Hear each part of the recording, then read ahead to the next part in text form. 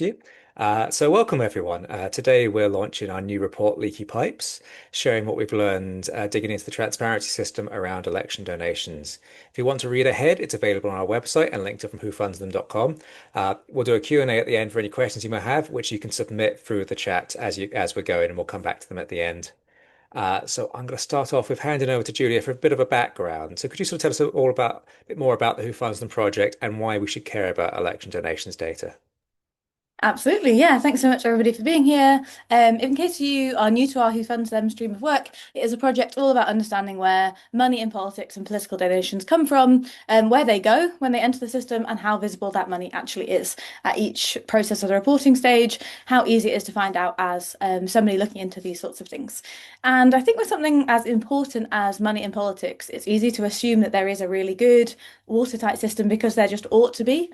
But as we were looking into this more and more, we found out that that kind of wasn't the case. We wanted there to be this clear place where you could go to find out all of the different amounts of money that got donated to political actors in our system, but that wasn't really the case. And we wanted to do a bit more digging about how money does flow through our system.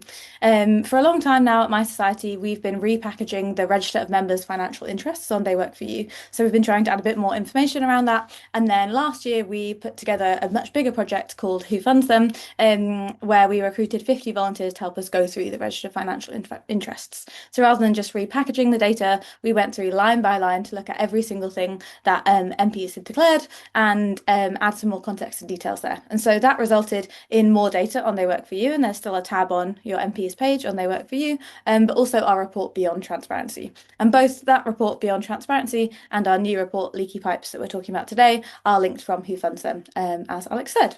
So as we were doing Beyond Transparency and sort of starting out this work, we kept bumping into questions about election time donations specifically, and we couldn't answer confidently where money was coming from, who it was going to, with the data that's publicly available.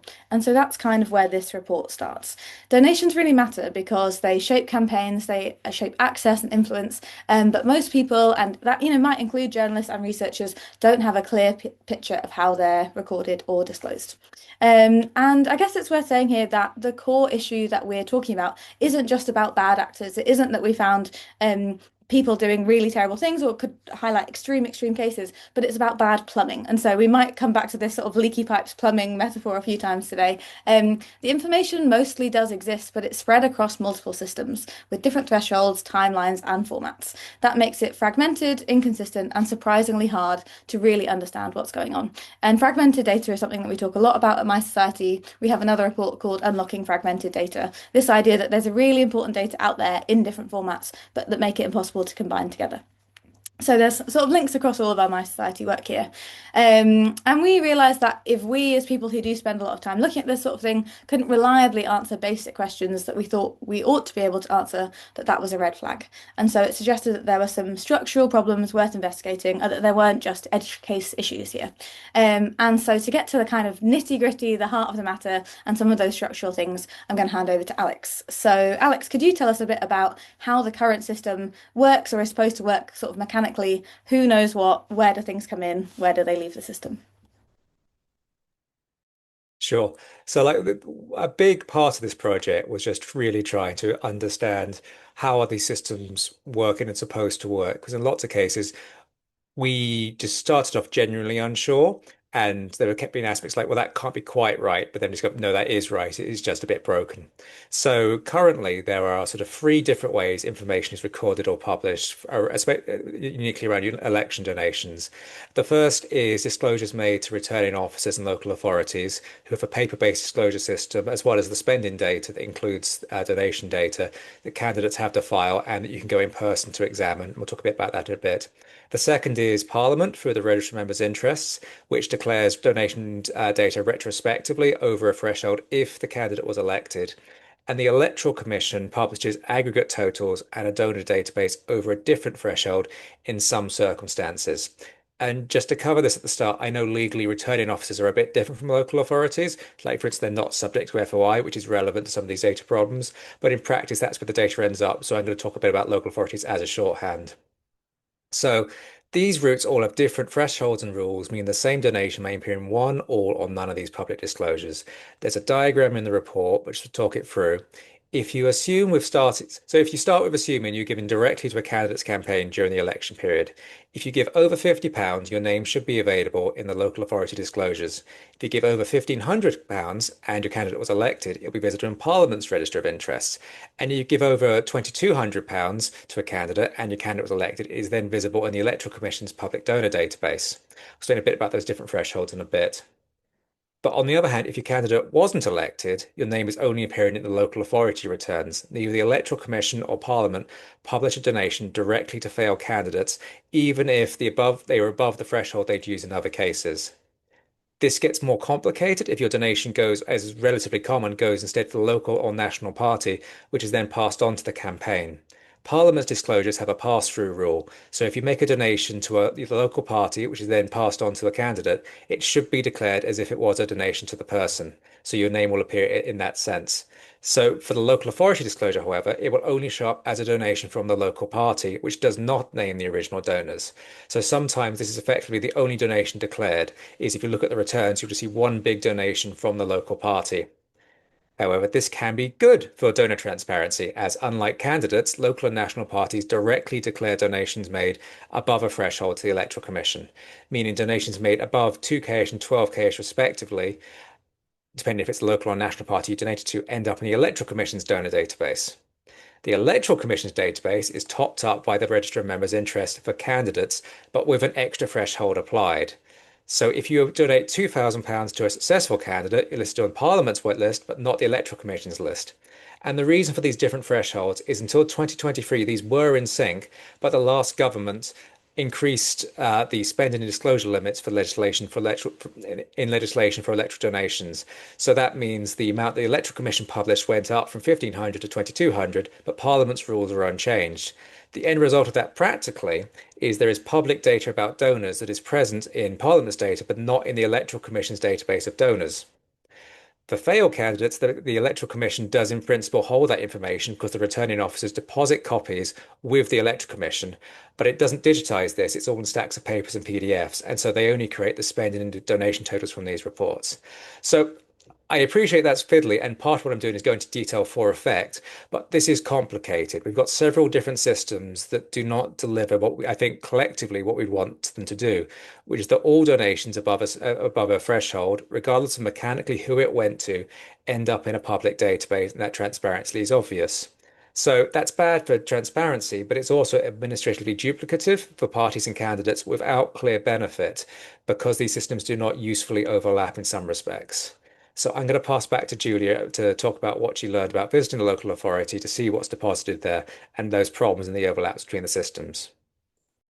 Yeah, absolutely. Thanks so much, Alex. Yeah, as Alex was saying, you might have been struggling to follow some of that, but it is because it is so complicated. And as we were trying to unfold these things and match them together, there's not a nice tight jigsaw where all these things fit together. So my experience when we started looking into this, I remember phoning up the Electoral Commission to try and get the difference between the Electoral Commission's database and the RMFI. And the lovely lady on the phone did say to me, yeah, it's RMFI data, but we just have less of it because the threshold is 2,230 rather than 1,500. What we do have is you can go to your local authority and view in-person candidate spending returns.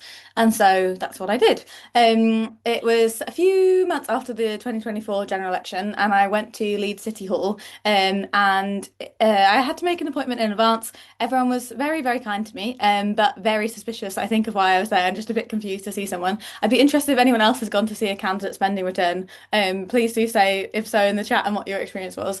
They did hold the candidate spending returns for all of the candidates across the 7 elections that Leeds City Council administered.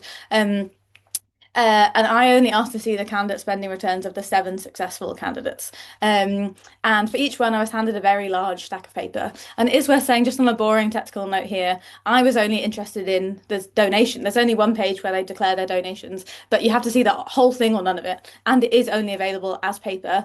And if I wanted to take it away, which I did, I had to pay 4p, 5p per copy, per side of copying. And again, I had to have the whole thing or none of it.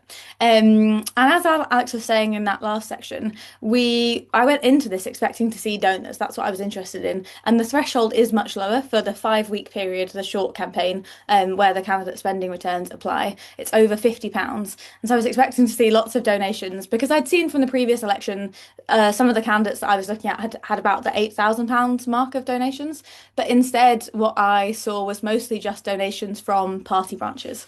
So, of the 7 successful candidates, there were just 18 donors across all seven, but the value was quite high. Across these 18 donors, there was £84,000 worth of donations there, so like a serious amount of money.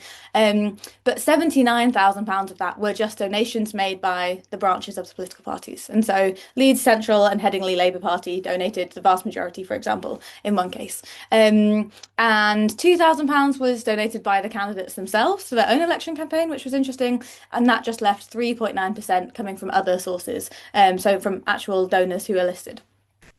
And yeah, it was just a really interesting exercise because I went in there trying to find out more about who had donated the money to these campaigns, of which I found out very little. But I found out loads about what they spent the money on. And so obviously every receipt is itemized and I could see which B&Q the candidates went to buy which brand of garden stakes for their signs, but not where the money was coming from to pay for that.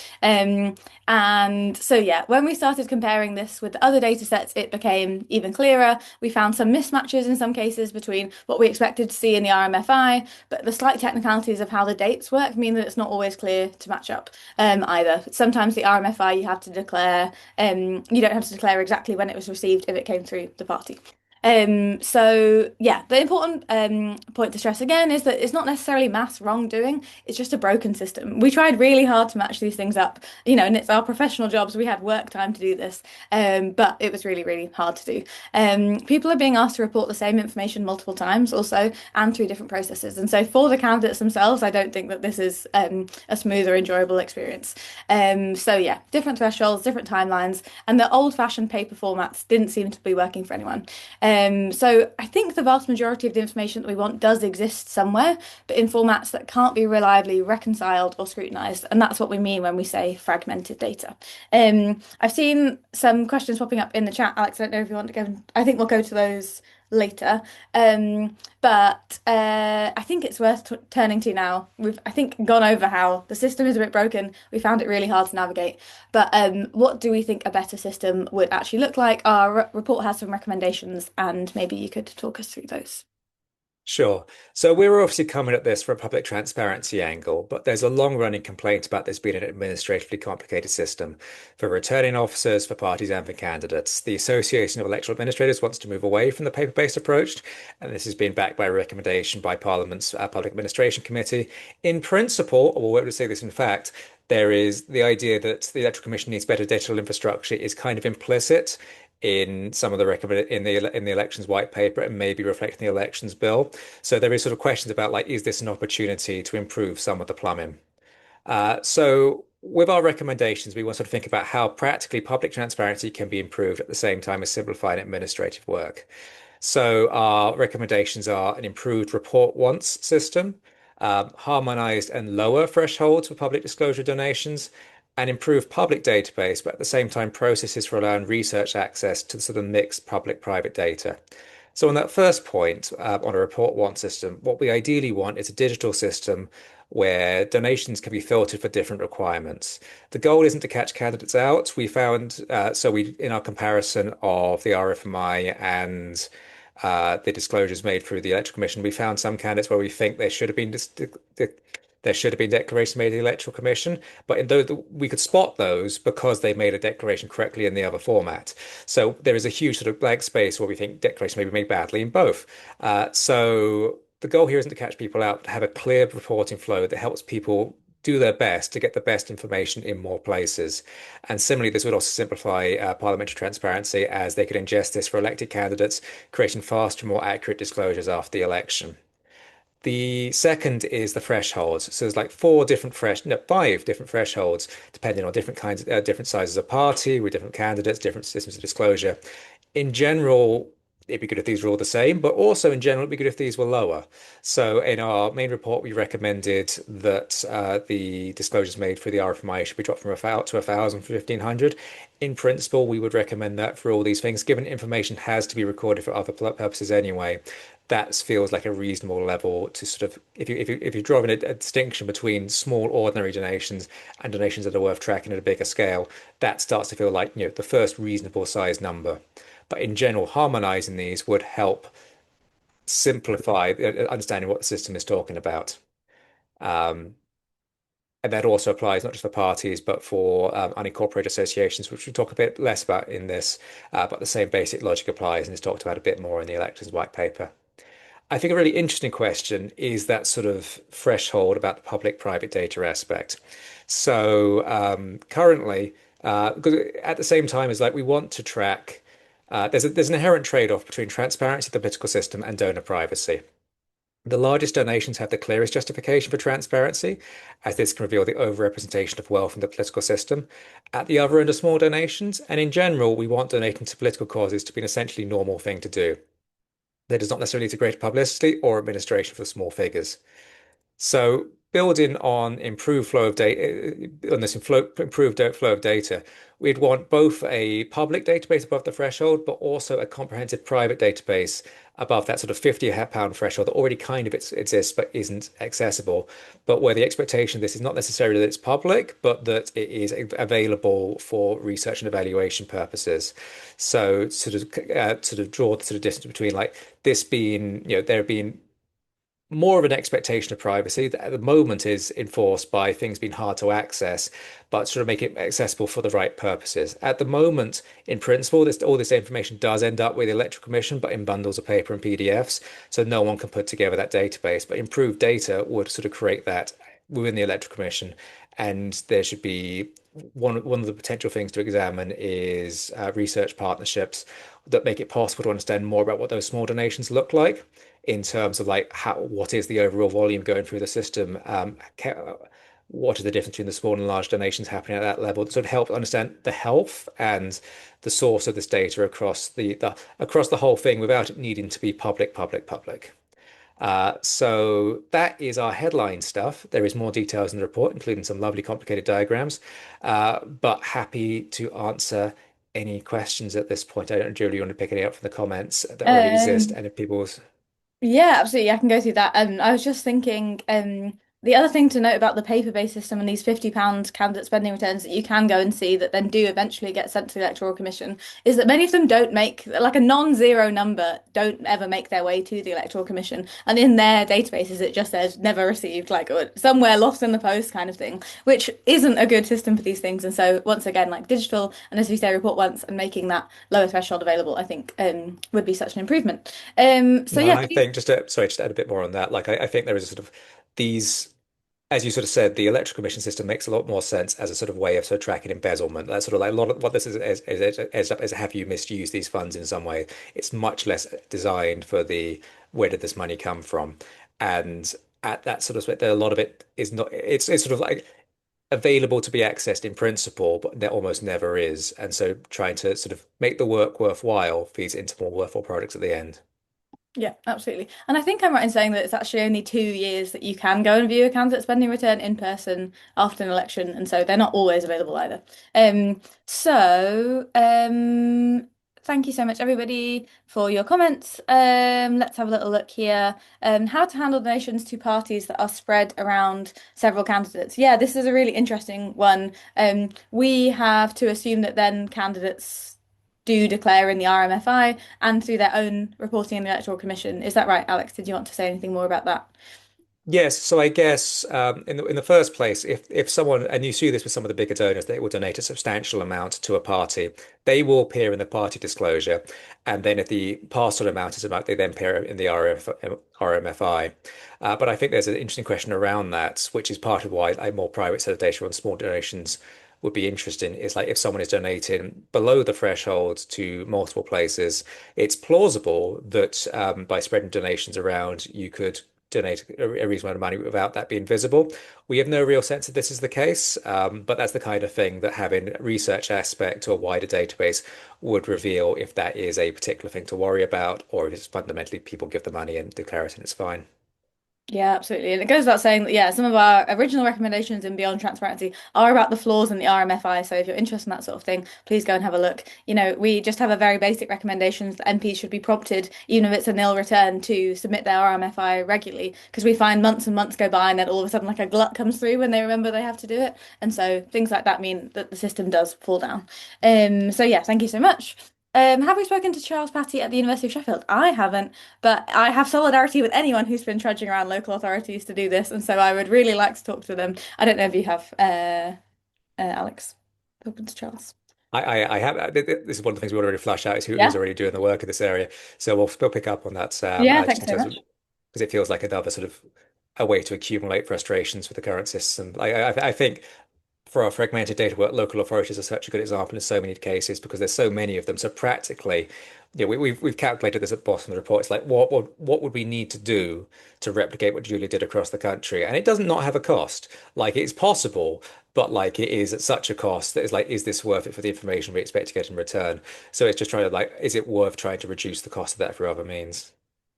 Yeah, absolutely. If anybody does want to add inspector candidate spending return to their bucket list and do it sometime in the next few months, I think you have until July, then send me an email. I would love to know what you find out. And yeah, David, thanks so much for your feedback. Yeah, that you have to make the appointment and then there's a big old stack of paper. Oh, thanks, Alex, for your nice feedback. Yeah, preparing the returns. I'd be really interested to find out about that too, because as I was going through it, I thought somebody has had to sit here and yeah, fill these all in. The threshold, anyone can donate. American to the campaign of Bernie Sanders, brother. Um, cool, thank you so much. Oh, thanks so much, James, from the Electoral Commission. We will definitely send you our report and would love to follow up with that. Thanks so much for being here. And then, yeah, Mark's comment. The Commission also gathers candidate expense returns and eventually transfer them to the National Archives. How helpful, practical do you think it would be for the Electoral Commission to make its copies more readily available, accessible to researchers? Yeah, did you want to take that, Alex? Yeah, sure. And first, just thanks, Mark. If you there's a few links in the thing to work Mark did with Chris Butler, sort of looking at what was possible through and trying to get some of the returns the Electoral Commission made available and doing some analysis of that. And that was sort of a really interesting, like, okay, that's an interesting alley that suggests it's less fruitful than I hoped it would be. So that was a really useful paper to read as we were writing this. So I think.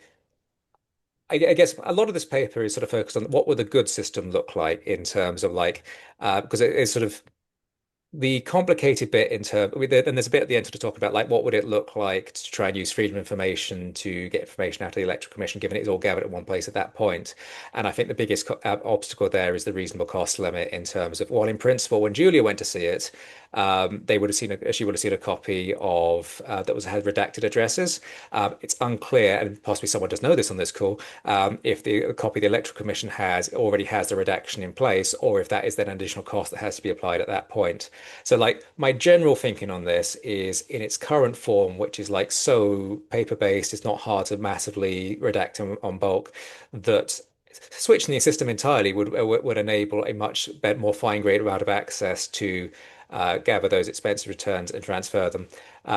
And just having things in a format that is easier to redact, is easier to understand what is sensitive data, what is public data would make this a lot easier. And there is an increasing amount of like obviously like researchers working with tech companies and stuff, but we've done stuff like this around Fix My Street, just in terms like how to make data sets that are mixed public private, as lots of data sets are, how to best apply those in ways that get the most value out of them while minimizing the harm on these data sets sitting down for a long time. So I guess that's basically my the short answer, the length, long answer is I think there's a lot of interesting work in terms of that sort of research space in terms of how do we make these big private data sets? How do we get these informed that researchers can make use of them in the long run?